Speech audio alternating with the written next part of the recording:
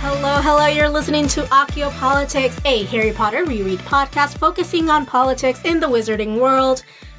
Today, it is me, Adri, one of your hosts and recovering English major, who is a little bit sore, or a lot sore, I can't lie, from her Pfizer booster vaccine.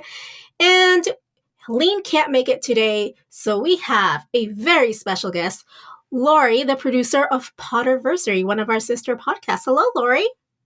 Hi, Adri. Thanks for having me. Oh, I'm so excited. We were talking off mic about all the nerdy stuff that we're into, literature and stuff like that. So I feel like this is going to be a good episode. Oh yes, let's delve on in. Okay, so today we're going to be talking about Chapter 12, titled Silver and Opals of Harry Potter and the Half-Blood Prince. But before we get into that, Laurie, let's talk a little bit about you.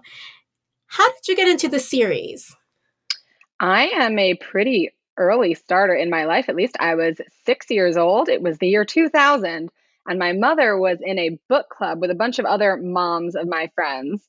And one of them had an older kid who had been reading Harry Potter. So that mom brought it to the book club. My mom brought it home to me and started reading it aloud. And thus was the beginning of a beautiful and sometimes scary relationship. So my mother likes to take all the credit for reading, or bringing it into my life and reading the earlier ones to me until I started yanking them out of her hands and reading them myself. And then it just went into nonstop everything through reading and fandom and studying English and writing my undergrad and master's dissertations on Harry Potter, and then all back to the year 2000. Wow, she really set you up for life there. Oh, she did. All right, so what is your Hogwarts house? I am a Gryffindor and proud. I have red hair. I'm a Weasley. I must be a Gryffindor. I'm technically a Hatstall with Ravenclaw, so like I'm on the McGonagall route, I guess, which is not a bad thing to be because I love her. But she is Gryffindor. she is the person I aspire to be all the time. So yes, I was very happy when I saw that she had been the same thing that I was. I was like, yes, this is correct. All right, so which one of the books is your favorite in the series and why? I am an Order of the Phoenix lover. It was the book that I hated the most when it first came out because I was 9 at the time. And I was like, why is Harry angry and yelling? So many hormones. I don't understand. I did not like it at all. And it took me I remember that was the first one that I got when it came out. I wasn't able to go to the midnight party, but I got it the next day at Barnes & Noble. And it took me a month to get through because I was just everyone's so angry and whiny and I hate it. And Umbridge is so mean. And then I reread it when I was just about 15. I was like, oh, this is perfect. This is everything. This is what I feel. Harry gets me. And then I reread it as an adult, and if that's what I am now. And I was like, this is so I was a little past yes, Harry gets me, but a little more just Harry is treated so unfairly, and it is our job to take care of vulnerable youth and give them information that impacts their lives. So I just love it every time. Every time I'm rereading it right now, actually, a few chapters in, and already from chapter 1, I was like, we got sassy Harry. We got Harry being, kept from the people he loves and the information he needs. And can you blame him? And I love hating Umbridge. I love the press and the government and the corruption and the spirit of rebellion and togetherness of Dumbledore's army. I love it every time, every single time. You said something about if that's what I am. And I feel like adulthood is not necessarily where we are in life. I feel like we're elder teenagers. Oh, I like that. Because I still feel I still connect with Harry on Order of the Phoenix. I'm like, yes, Harry, yes. You be mad. You be angry. You rebel. Yes, do it. I was thinking about this recently of I guess now I'm closer to the age of some of the adults, but I still feel like I'm the students. Oh, no. I 100,000%. Yes. So I'm probably very, very close to Snape's age, if not Snape's age in Order. And I'm see, this is why I did not continue being a teacher, because I'm just not cut out for it, and that's okay.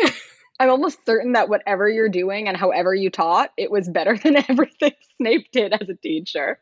Well, I mean, I wasn't mean to a particular student, correct? But I also didn't feel like it was my job to baby 14-year-olds and make them and you know, like nurture them and like the way that maybe their parents thought they should be nurtured. I'm like, they're almost ready for college. You know what college is, right? Like they're not going to hold their hand. This sounds more yeah. McGonagall though. McGonagall's strict. McGonagall expects a lot, but she's a good teacher. Yeah. So yes, I was more McGonagall, but like I thought after that 1 year of teaching high school, I was like, you know what? I've seen into myself. I've seen enough. A lot of my students really liked me. I'm not saying they all hated me. Some of the parents really loved me, but also like $20,000 a year wasn't enough. Oh, for teaching, God. For the emotional turmoil of being a teacher. I had a lot of PTSD teaching as well, which is sometimes where I'm like, Snape, why did you go back to the place where you felt tormented? This is how I have said the exact same thing. I was talking to a friend about Dumbledore and Snape and how they're very similar in that they both came from, childhood difficulties and trauma from a young age. The death of someone that they loved that they caused with Ariana and with Lily. And yet Dumbledore made it his life's mission to turn around and never get caught up in that kind of stuff again, to, not let himself near power that he knew he couldn't be trusted with, to really make amends for what he did. And Snape thinks it's a good idea to go right back to the place where he had a basically terrible time. I mean, like Dumbledore says, you know what, I shouldn't go into government. That's a bad idea for me. I can't be trusted. But Snape doesn't think, maybe I shouldn't be in charge of teenagers or at the place where I was bullied by them. Yeah, maybe I shouldn't be in the place I was bullied by teenagers. And also, like, a lot of them are coming back and they look just like their parents. Yeah, it's like now half these people are like, he's been teaching children and people he knows, not just also technically Potters. Like Snape is like 35 in Order of the Phoenix, which that is not me that up. old. I don't like thinking about that. Right? Like so weird about that. As a 35-year-old currently, right? We were talking earlier about how the pandemic means we're really 2 years younger than we are, so maybe I'm just 33. But for sure. As someone who's very close to the age Snape was in Order and in Half-Blood Prince, I can't necessarily see myself being that teacher, like no matter how much PTSD I had. Maybe when I started teaching, when I was 24, where it's like very strict, very McGonagall, veering into Snape territory sometimes. I never like wrote things on the board and said, figure it out, right? But like, I was kind of strict and like, I was like, I'm not going to like coddle you. But that doesn't make you feel good either, No, yeah, it's like, I don't know if it's better or worse that Snape's so young. Like, oh, maybe if he were older, he would have grown out of it a little more. But also, but like, do we really grow out of it by the time, At this point, like, it's been a while, sir. I feel like that by the time you're like in your mid 30s or even like early 40s, the person you are is the person you are, and you're either going to lean way into it or you're just going to continue steadily on, right? He leaned too far. He leaned way too far. And he's really leaning into it. But okay, so let's go back to our questions. We got off topic. Sorry, off topic. What is your Patronus, my dear? So when I did it on Pottermore, it told me that it was a brown hare, but that didn't seem to fit me at all. So I always kind of imagined it was more like some kind of wild dog, maybe a coyote or a wolf or even a hyena. I'm very loud. Ooh, I love the wolf. Like that. I'm loud and sociable, and I like dogs, but wild dogs. So maybe something more like that. Yes. Love this for you. I have 3 chihuahuas. One of them thinks she's a wolf or a coyote. She howls like nothing else. So I will say Cleo is your Patronus. Oh my gosh, I love it. All right. So if you were dropped in the wizarding world and living in it, the dream, who would be your wizarding world BFF? So I know Helene would not approve of this, so don't tell her while she's gone, but she already knows that I adore Ron. He is my favorite character. And Well, you and I both, Laurie. even though there are times when he's not the greatest friend, overall, he's someone you want in your corner. When he's on your side, it's great. And I think especially if we're going like toward the end of the series where he's, come to terms with all his stuff and matured, I think he's loyal to a fault. He's hilarious. He's someone who will literally get into a fight for you, get detention for you, defend you to the death. And he's just a good guy to have around. I love Ron, and I'd want him to be my best friend. We'd probably clash a little bit, admittedly, but like in a way that I would treasure. He'd be my bestie. But I feel like, we all kind of clash with our friends, right? One time or another. Yeah. If we don't clash, then are we really friends? Do we really know each other that well? You want someone to challenge you a little bit. Yeah, that's true. All right. So on the other hand, who would be your frenemy in the wizarding world? Okay, this is harder because is a frenemy someone who is mostly your enemy, but like on a certain level you respect them? Or is it someone who's mostly your friend, but there are certain things that you're like, God, I hate you? So, like, I feel like some people would say someone like Malfoy, but I would just straight up hate Malfoy. There would be no frenemy aspect to it. And same with like there would be no redeeming else. Qualities, is what you're saying. Yeah, and I guess like some people would like enjoy repartee with him. I would not. I would just want to punch him Hermione style. So I was thinking about characters who are like at their core decent, but that I'd like get annoyed with. So I was thinking about Ernie Macmillan, because I feel like every time he opens his mouth, he's really friggin' annoying. And, it points out he's pompous. It's particularly the scene where he's like the first one to be spreading all this stuff about Harry being the heir of Slytherin. And it's really obnoxious. And then when he realizes that Harry definitely isn't the heir of Slytherin because Hermione got petrified, he's like, oh, what about that Malfoy character? And Ron's like, oh, yeah, wow, you're a genius. So I feel like he would be quite annoying to be around a lot of the time, and I'd roll my eyes at him and be snarky with him. But at his core, he's good. He's in Dumbledore's army. He's the person who's like, what if we want to stay and fight at the Battle of Hogwarts? So, like, yeah, I feel like he's someone I could have that relationship with of, like, I'm going to get annoyed with you constantly, and I'm going to bicker with you, but I can respect you. You know what? That is a very solid answer. All right, so if you had one thing that you could change, or, like, a moment that you could change in the series, what would it be and why? There are so many things while rereading that I've been doing lately that like, oh, this could have been interesting, that could have been interesting. But I think at my core, it comes down to I would save Fred Weasley because it's just the most painful death in the series. And I can't think about the future of the Weasleys without getting upset because of him. It's like any headcanon, any fan fiction, any theory that is about post Battle of Hogwarts that involves any of the Weasleys, which is almost like everything because Harry is marrying into them. I can't think about, Ron and Hermione's wedding, Harry and Ginny's wedding, Christmas with the Weasleys, every birthday. I just can't think about anything without like Fred's ghost casting a shadow over all of it. Ugh. I just feel like nothing is truly ever going to be happy again for that family. So while other deaths really, really hurt me, it's like there's just something about Fred, like his absence destroying like the perfect happy family that destroys me every time. And I can't think about George, so I'm gonna save Fred. I'm gonna save him. It's the cost of war, I assume. That's the message, right? Like not everyone can survive, but it's like, oh, it's so painful. And not even like some specific death. Like Dobby's death had meaning. Dobby specifically came and saved them and was killed in the process of saving them. Fred, it was just like wrong place, wrong time. He's gone in the middle of battle. Like if he had been like maybe standing 10 feet over, maybe he wouldn't have. It haunts me. Yeah. It haunts me. Yep. Whew. I mean, I'm teared up now. Can't say that I disagree with any of your answers, Laurie. Like these are like solid answers. Perhaps it is because I too am a Gryffindor. Okay. All right. So, chapter 12 of Half-Blood Prince is the one where Harry tries some of the prince's spells and hexes. The trio go to Hogsmeade and bump into Slughorn.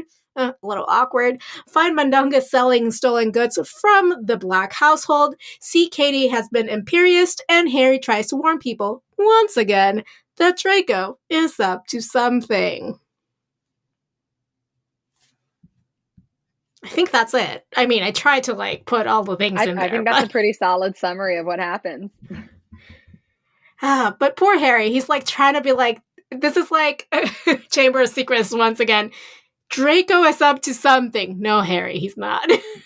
Well, and I'm sure some people have something to say about the ring theory here that, books 2 and 6 are when Harry's sure that Draco's up to something. Yep. Love it.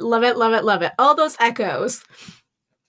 So when I was thinking about this chapter and reading through it, thematically, I was like, what politic can we talk about? And the one that I thought about was the politics of consent.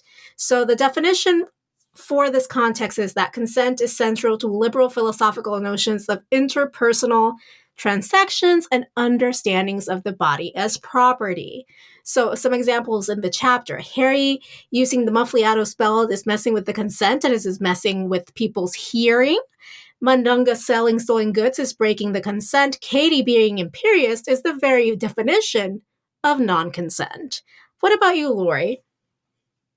My politic was suspicion, because I found that there were a lot of times in this chapter, not just from Harry suspecting Draco, where someone was suspicious. So I was operating under thinking about this as meaning distrust, specifically when we think about crime. When I think about suspicion, I think someone's a suspect in a crime. You're suspecting not just discomfort around someone, but being suspicious of them as that they might have committed a crime. And particularly, I was thinking about, in a political sense, how much suspicion is necessary for security, and at what point suspicion becomes profiling or paranoia, and where we fall within this chapter. So in this chapter, we have Hermione at the very beginning is suspicious of the prince and thinks that he's up to no good, and who is this guy writing these kinds of spells? We see it in Hogwarts all through the year, but as they're leaving to go to Hogsmeade, Filch is using his secrecy sensor, and it's taking so much longer to get out of the castle because they've got all this added security this year because they're always worried about a breach at this point. We have Leanne, who is telling them about how she's suspicious of Katie, thinks she's acting differently, and she's wondering that something's off with her. And then finally, at the end, Harry suspecting Malfoy. But it felt like one right after the other that someone was not trusting someone else and thinking they were up to no good. Oh, I love it. You know what I was thinking while you were talking about suspicion and security is it is all a spectrum, right? And how much suspicion is enough to warrant security, right? And how much security is acceptable before it breaches bodily consent and autonomy. So they're connected here, our politics.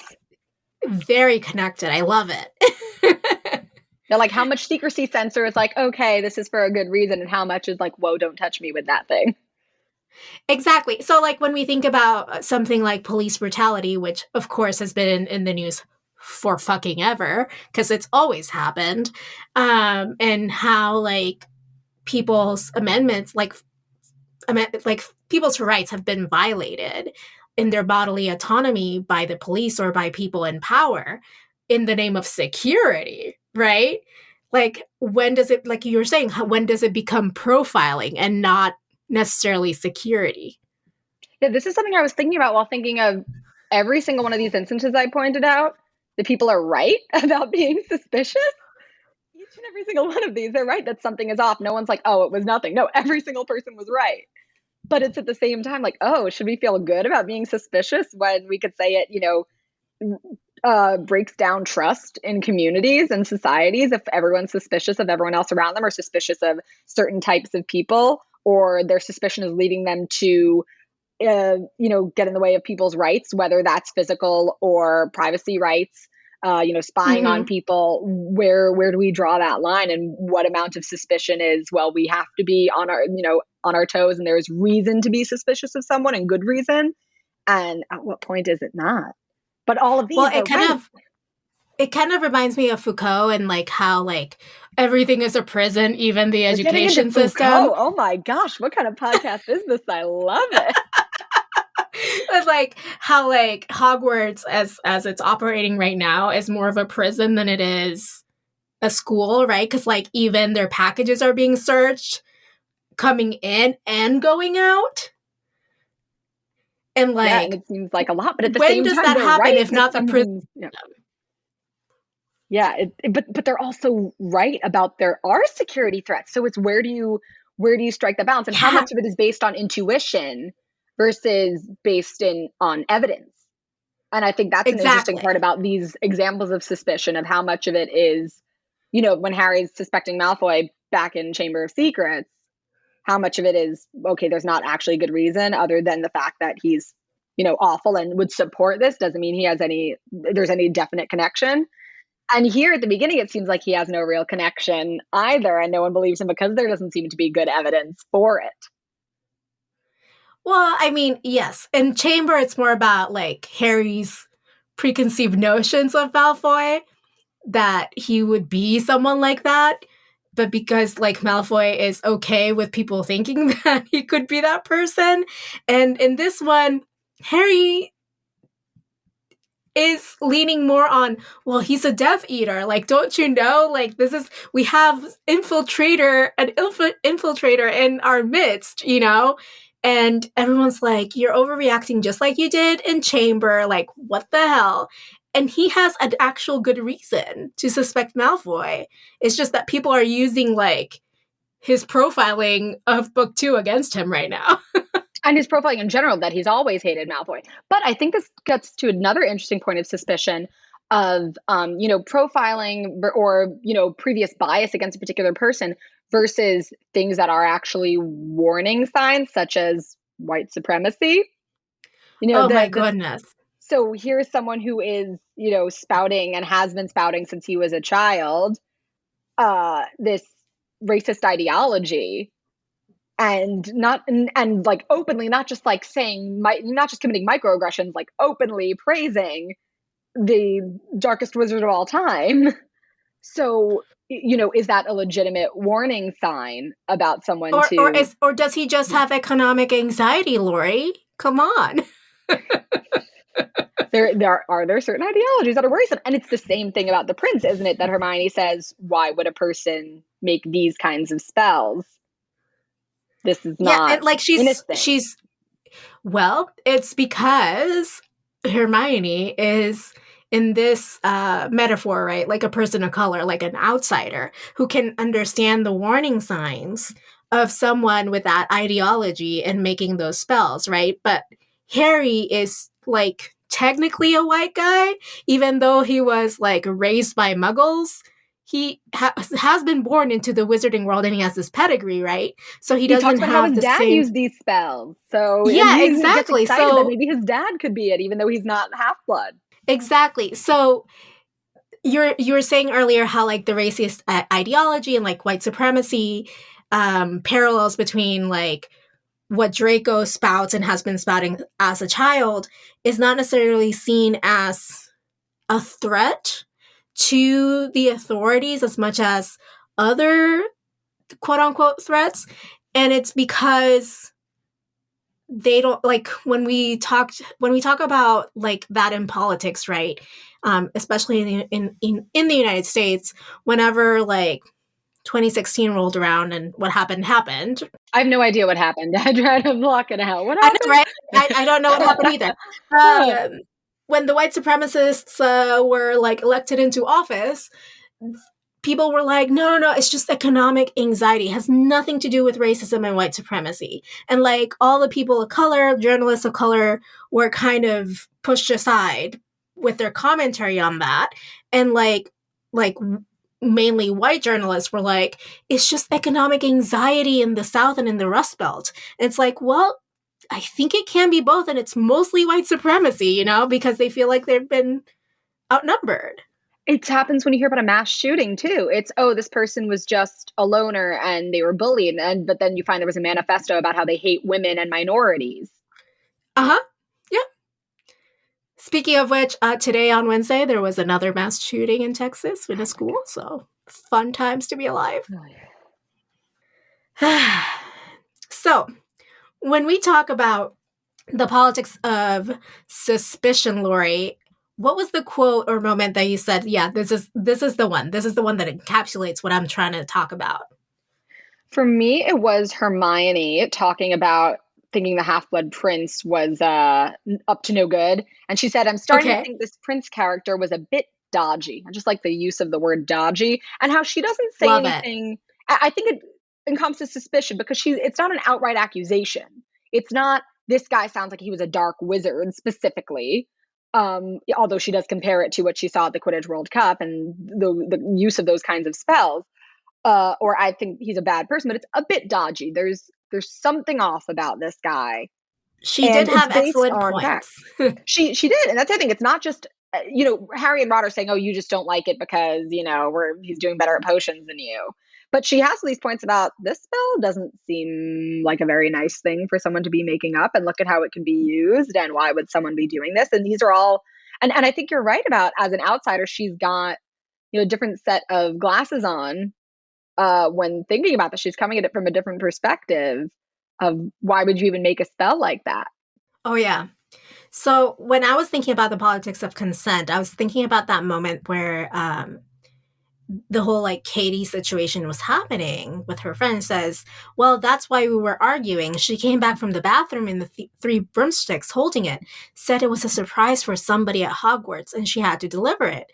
She looked all funny when she said it. Oh no, I bet she'd been imperious and I didn't realize.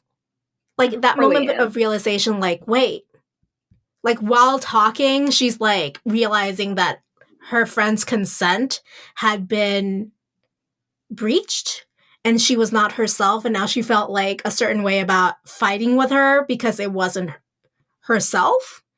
How many times have we fought with our friends not knowing what's going on in their lives, It's oh no, I didn't realize that we're going through this trauma or this other thing, and you're kind of realizing it as you're reflecting on it. But obviously, to me, the fact that she was imperiused is the biggest breach of consent in this chapter. Oh yeah, huge. And it's interesting you chose that quote because I hadn't really read it that way in terms of Leanne's emotion. I had just been thinking that she felt stupid for not realizing, oh, how could I not tell that she was off, as opposed to a guilt almost of, here I was just thinking she was acting foolish when she was actually a victim. Yeah, I think I just read it like that because it was the oh no, there was that ellipsis of she said it and then she goes, oh no, I bet that she'd been imperious and I didn't realize. It's not until that point that she just has that light bulb moment of shit. I should have known that something was off and she wasn't just doing this to be, I don't know, weird or whatever. Oh, poor Leanne. I mean, it happens to the best Katie. of us. Poor both of and them. Poor Katie. So really poor who Katie. is the character that you think is the epitome of suspicion in this chapter? Well, connecting to the quote, I had to go with Hermione. I do think there's a lot from Harry as well, but I went with Hermione because she really lays out her facts, and I thought it was interesting how she then takes the opposite view with Harry. So she's on both sides of suspicion here.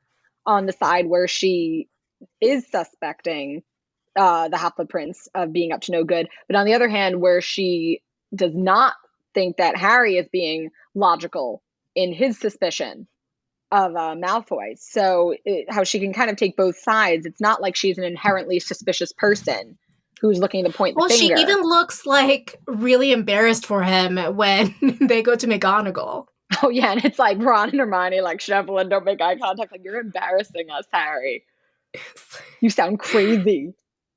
It's you're acting like our parents. But for me, the character who was this is the person who is violating all consent is Mundungus, because he raided the Black household, which, does not belong to him, belongs to Harry now, and is now selling stolen goods at Hogsmeade of all places. Yeah, it's like not wise. And he's there on a weekend when there are students. This is not Like, smart. He's not could even you good at not this. could you not go to Diagon Alley? Like, you know, like, did you get kicked out? Maybe. So So that makes throughout me the book, ask you, can yeah, I ask you a follow-up question on that yeah, then? go ahead. How do you see consent operating when we're talking about bodily autonomy versus some other type of violation? Because Mundungus doesn't violate anyone's body, but he violates someone's home, someone's possession. Correct. So how does that So I'm tie thinking in for you? consent as in like when we think about violation of consent against your body is because your body is your property, right? So whenever someone violates your property, whether that's your body or your home or something that you own, quote unquote, right? Like it's yours, and someone takes that away from you, that is a violation of your consent because they did not ask if they could do that. Makes sense. Makes sense. I remember like I've only been, thank God, I've only been robbed once, and I felt so violated.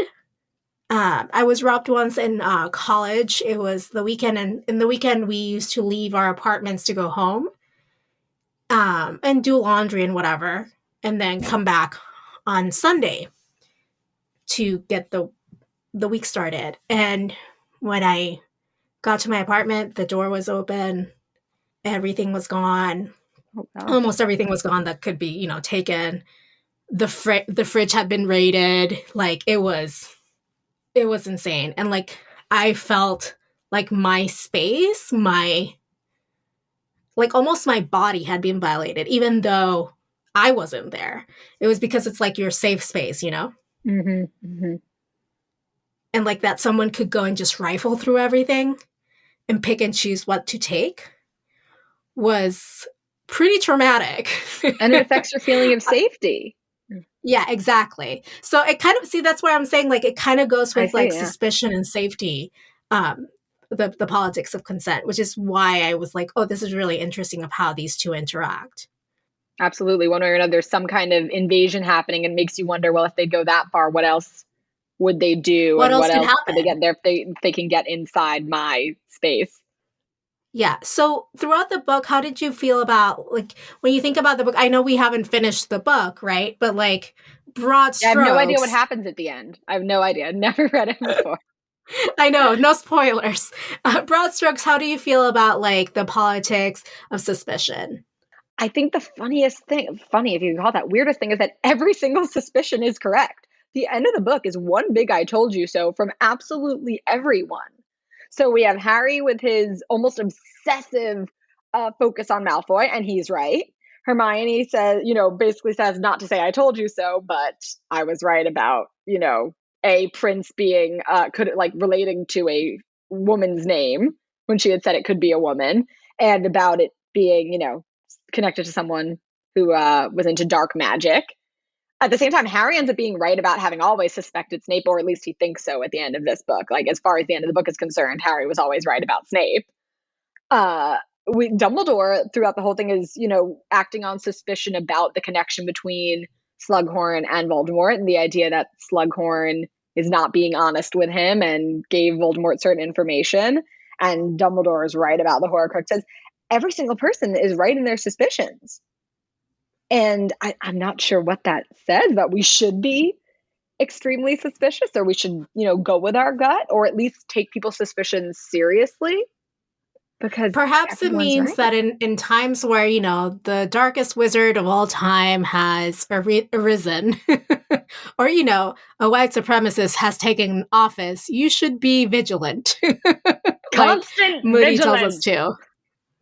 Except like Yes. some of the vigilance is in the wrong way. Like, the secrecy censors, it gets into a talk about, what our methods of security generally are. The secrecy censors and opening people's mail are useless. They're like taking away joke items, and that's not helping anyone. And meanwhile, someone's getting imperiused in the village. And meanwhile, someone's bringing in poisoned mead. So it's like there has to be a rethinking, I think, of security here, that the things they have set up, all these things that are supposed to keep everyone safe, did absolutely nothing. Yeah. While the warnings people had, no one really heeded. So I think it looks at you've got to go about it a different way. Yeah, sometimes we prioritize the wrong things.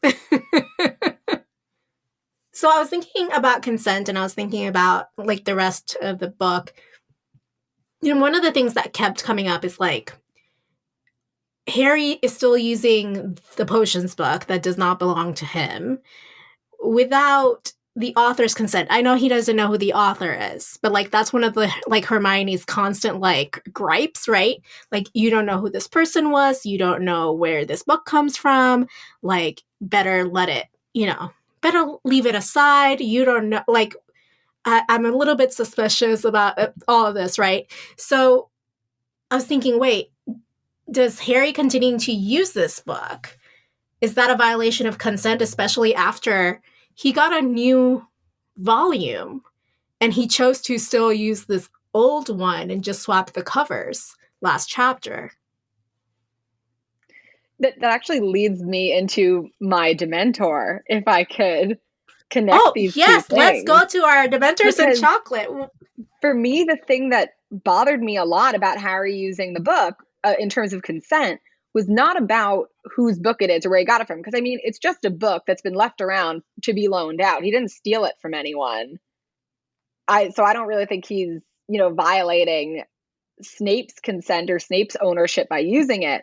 But what disturbs me is how every single spell in there violates someone's bodily autonomy, and Harry thinks it's cool to just try them out willy-nilly, not in self-defense. Without knowing, yeah. He's like, oh, he tried out this hex that made toenails grow on Goyle, I think it was, and then he used Langlock on Filch on an unsuspecting Filch, I think it said, to general applause. What? I mean, yes, Filch is not pleasant, but you're just going to cast a spell on him that makes him basically unable to speak? And everyone's laughing and applauding. And like, does Harry not see himself as the bully here? Because this sounds like stuff that James Potter would do with his cronies walking around, or that like, Draco Crabbe and Goyle would do. This doesn't sound like Harry Potter behavior. And even if it's doing it to mean people, it's still like, this is what you're doing. You're trying out things that directly targets people's bodies, that make their toenails grow and their tongues stick and fill their ears with buzzing. And you just think Yep. that's okay. So it makes me think both about like, Harry, why do you think this is funny and appropriate? It's not in self-defense. At least when he does Sectum Semper, it's in self-defense. This is like, you're just like, oh, I'm just going to try this out on someone. B, it makes me think about the person who created all of these spells. So I'm with Hermione on this one. There doesn't seem to be a single like helpful charm or like a household cleaning spell or even like some kind of like difficult conjuration. Every single one seems to be like a jinx or a hex or a curse. Something to Yeah, use to harm someone. something to violate someone's bodily autonomy. And I Correct. feel like wizards are lax about bodily autonomy because they can fix everything super fast, but that doesn't erase the trauma of it happening. It's like, oh, well, you can just go to Madame Pomfrey and she'll fix it in a minute. It doesn't matter if you broke this or that or your teeth grew past your mouth or whatever it is. Even though that could be like Or a if a really professor scary, like took all the bones out of your arm, yeah. Like, and that could still be really scary and upsetting and painful and traumatic. But it's like, oh, it'll be fixed tomorrow, so it's fine. No, it's not. Because I feel like Yep. if Harry had a knife and it was like, oh, I'm just going to try stabbing some people, you wouldn't do it. Even if you're like, oh, I'm not stabbing, it's a superficial stab wound. It's only a flesh wound. Like, you wouldn't do it because it's like, well, that would still hurt. Yeah, and also like so many things are out of your control. You don't know if it's like you could mean to do a superficial wound and then like end up, just hitting an Like artery. Septum Sepra. Like, Yeah, just. Well, for me, like my Dementor was Mundungus and like his selling of serious now Harry's items. Like, what an opportunist. I mean, he always is. I was just reading the beginning of Order of the Phoenix. He just pieces out to hear about some goods that fell off, that were stolen, that fell off or whatever that he can steal. I'm like, Mundungus, why? Like, surely there are better ways to make a living than this in the wizarding world. Yep. Yeah, I feel like, he's someone who could have gone either way as a character in terms of proving himself to be really useful and helpful and like being serious about the cause in the end, even if he is, a petty thief, but instead he went the opposite route. Yeah, he did. Whatever happened to Mundungus? Once he abandoned Moody. You just keep stealing Yeah, things? just being an opportunist, surviving. But enough about the stuff we didn't like. What did we like in this chapter? I did like this brilliant line that I think just says so much about all of the characters. When Harry's lying in bed reading the textbook, he did not usually lie in bed reading his textbooks. That sort of behavior, as Ron rightly said, was indecent in anybody except Hermione, who is simply weird that Love way. it.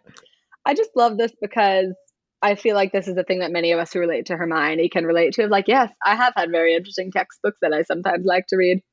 Um, I also like just that Ron and Harry just accept her for who she is. It's like, it's weird in other people, but for her, no. She's our friend, and that's in her nature. And it's okay for her.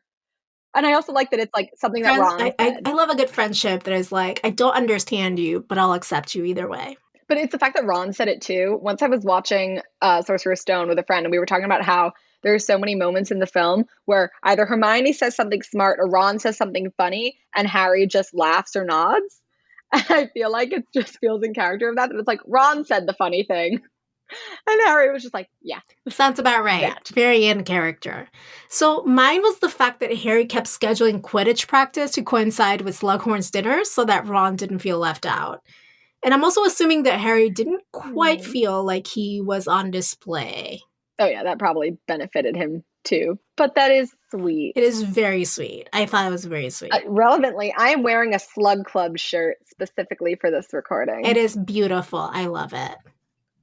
And now this is the place where we thank our lovely patrons for making it possible for us to keep this show going and pay for all our podcasting related fees and subscriptions. If you would also like to join this exclusive club like the Slug Club, you can hop on over to patreon.com/ociopolitics for as little as $2 a month.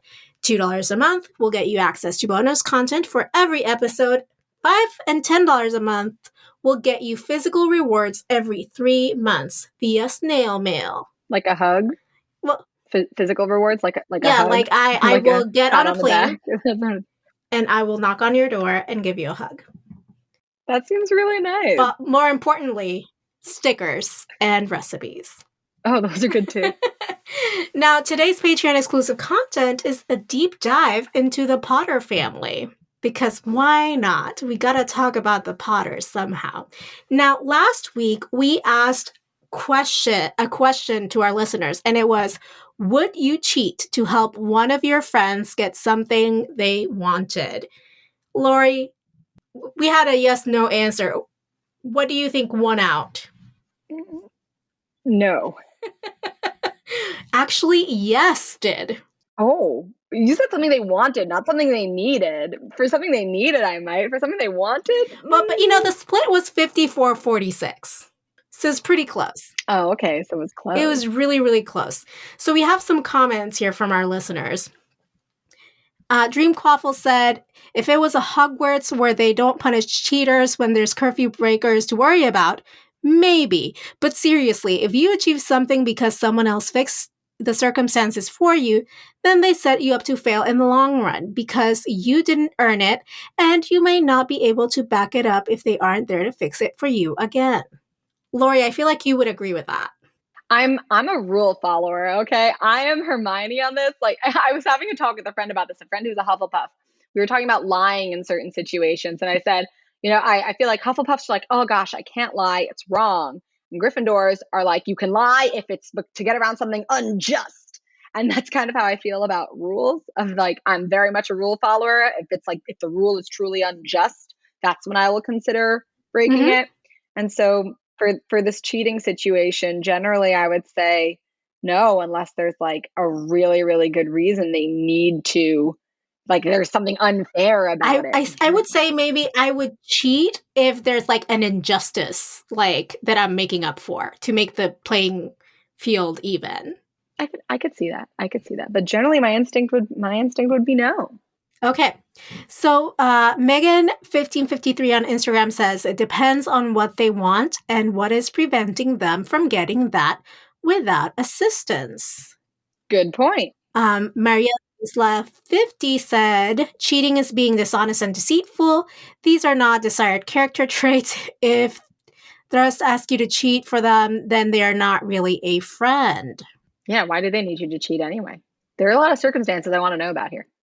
All right, and then the last answer we have at Eleuthrumanium on Twitter said, I am so sorry, guys. I don't know how to say things. I am a Slytherin. Of course, I will cheat, torture, and do everything necessary for my friends so they get what they want.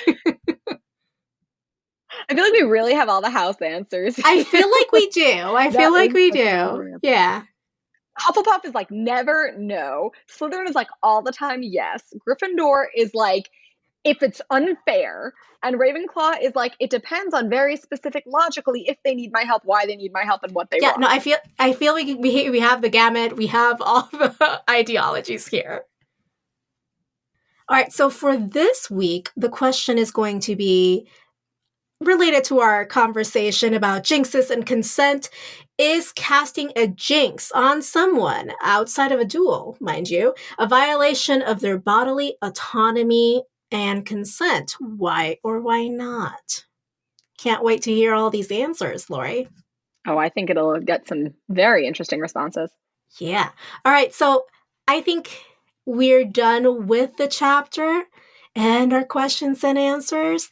So now it's time for us to stretch and relax while we finish out the podcast episode with the media that we've been consuming. Laurie, what media have you been consuming lately? Quite a bit. I'm on a few different things right now. I've got Ted Lasso going, which I know Helene loves. We message each other sometimes after episodes. So very much enjoying that. Also on Apple TV, For All Mankind, it's an alternate history, imagining if the Soviets beat the Americans to the moon, and then there was kind of an accelerated space race because of that. Wow. So that's super interesting. And that was suggested to me by a friend because it's by the same, it's by Ronald D. Moore, who also did quite a bit of Star Trek. And I had just finished watching Star Trek Deep Space Nine. So right now I'm on season 2 of Star Trek Voyager. I've had a very long trek of Trek, if you will, having started like a couple years ago watching The Next Generation all the way through. And then I watched DS9 all the way through in like 6 months. And now I'm on Voyager. And I've also been watching very slowly Torchwood, the Doctor Who spinoff.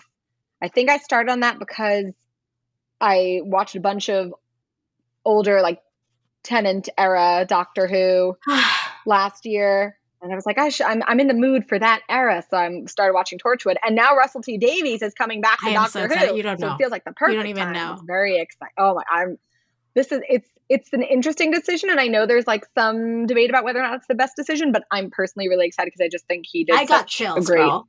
era, and he's been doing really great work outside of it that I feel like he'll bring, his experience back to it. I think it'll be really good. So it feels like Torchwood is now the right thing for me, though I would not suggest watching Torchwood before bed because it gets really violent. Okay. And I'm a wimp. Well, you know what? Noted. Thank you for letting me know. I also love Ted Lasso. I mean, I'm going to take credit where credit is due. Helene did not want to watch Ted Lasso. And I kept pestering her. And she's like, oh, it's a sports show. And I'm like, it is so much more than that. Like, just watch it. You're going to fucking love it. Barely a sports show. I was like Ted is the most Hufflepuff of Hufflepuffs. You're going to fucking love it. And now she's obsessed. And now I'm going to be like, I told you so. Yeah, she is. It's great though. Love Rebecca, love Ted, love everyone, honestly. But it's complicated too. It's not like there's more to it than just loving everyone, which I love. I know it has depth, yeah. And I knew this was coming, because you kind of see like the Easter eggs they were dropping from the beginning. Like that it was gonna not be super happy, simple. Everyone loves each other. Yeah, yay, end of story. Because it never really was. I mean, the show begins with Rebecca trying to like humiliate Ted. Like this is not about like happy-go-lucky people. This is people with an agenda. Oh yeah. And there continue to be people with agendas. Oh, I know. Dun dun dun. Now it's just different people with agendas, right? Spoilers. All right. So, any plugs that you want to do? I just want to plug, if I'm allowed to plug my podcast on your podcast. Of course. If you enjoy Accio Politics, you might enjoy another MuggleNet podcast, Potterversity, It's an academic podcast which talks about scholarship going on in Harry Potter, but in an accessible, engaging format. So if you like the kind of deep analysis, deep dives here on Accio Politics, you might enjoy that as well, which sometimes talks about political aspects of Harry Potter, sometimes a whole bunch of different fields, psychology, literature, history, religion. So check us out. And similar vein, I think, for people who like this podcast. I feel like we are like, not necessarily twin podcasts, but like not identical twins, just more like fraternal twin podcast, Fraternal twin podcasts, yeah. Same vein, but like there's some differences. Who's the evil twin? Clearly Accio Politics, but just kidding. Okay, you want to take it? Fine. Just kidding, guys. We are both the smart twins. So speaking of evil, the media I've been consuming this week is a docuseries called The Way Down: God, Greed, and the Cult of Gwen Shamblin on HBO Max. If you like cults stuff, like the Nexium cult or the Lula Rich documentary, which was also kind of culty, this is a good one, honestly. Just evil people pretending to be doing good. You are the evil twin if that's the stuff you like. I just love trying to figure out like what made people do the things that they do, like trying to figure out like how did someone get to the point where they feel that doing this terrible thing is acceptable. So Gwen Shamblin is a preacher, or was. Spoiler alert, she's dead. She died in May of this year. Oh. And she started out with like this intuitive eating / Christian diet in the 80s and 90s, and then built a church around it. And if you were gaining your weight back, that meant you weren't godly. Oh my God. And it's a whole thing, girl. Like it has intrigue. It has really big hair. Like when I'm telling you big hair. As someone with big hair, part I can respect. I would have been cool in the 80s. Oh, no. Now. Like, she had really big hair. I know. I thought you were saying in the 80s. Like, Dallas pageant mom hair, but, like, bigger. And I kept telling my husband, I was like, that part of Mean Girls, like, her hair is so big because of all the secrets, Secrets. That's how I feel her hair was. This reminds me of my favorite Hermione hair moment in Half-Blood Prince, which is that in most of the film, I feel that her hair is just too neatly curled and it bothers me. Because whereas for us curly, bushy-haired girls, like, give me my representation. And then it's my favorite in the scene where they're brewing their potions in their first potions class and her hair just blows up. And I'm like, that's the Hermione hair that I wanted for this entire series. That hair. That's what my hair looks like on a daily basis. All right, I sent you 2 pictures, my friend. Okay, that's a lot. That is next. Does she have something in there? I mean, is there a creature living inside? I was thinking, like, how many Bumpits is that? You remember Bumpits? And that's from 2019? Yes! That's, like, what? Oh, I thought that this feels like time travel, but also to, like, a parallel dimension, because I don't know whoever wore their hair quite like that. Yeah, that's a lot. Yeah, no, it's, I really, truly recommend watching the documentary, unless you have like religious trauma, which is a real thing, right? Like if you grew up in an abusive religious institution, don't watch it, perhaps. But her whole thing was about her weight and how your weight equals your godliness. And if you don't lose the weight, that means that you're not being godly enough. She would tell people to stop eating if they weren't losing more than 2 pounds a week, which is so hurtful. Like 2 pounds a week is very, like, the most that you should be able to lose. Oh gosh, so much wrong with that. So, yep, that's what I've been watching. But that's it for today's episode. Please join us next week as we talk about Chapter 13 of Harry Potter and the Half-Blood Prince. This chapter is titled The Secret Riddle. If you've enjoyed this conversation, take a second to give us a 5-star rating on Apple Podcasts or wherever you're listening to this show right now. It helps new listeners discover the podcast and makes all of us feel happy and fuzzy inside because we love external validation here at Archaeopolitics. And until then, politics managed.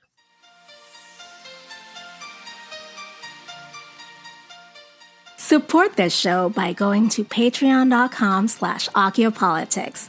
Our patrons keep this show going. You can find us online at archaeopolitics.com, and we are at Archaeopolitics on Twitter, Facebook, and Instagram. You can email us your thoughts at info@archaeopolitics.com. Leave us a voicemail at 915-996-1699, and you might just hear yourself on the podcast. Adriana Wilson is the founder and creative director of the podcast. Helene Karp is the producer and social media manager. Allison Pullman is the audio wizard and editor who makes us sound so good. Cover art and physical rewards are designed by Adriana Wilson. The views expressed by the hosts and guests are expressly their own and not representative of their employers or associates. Archaeopolitics is part of the MuggleNet family of podcasts.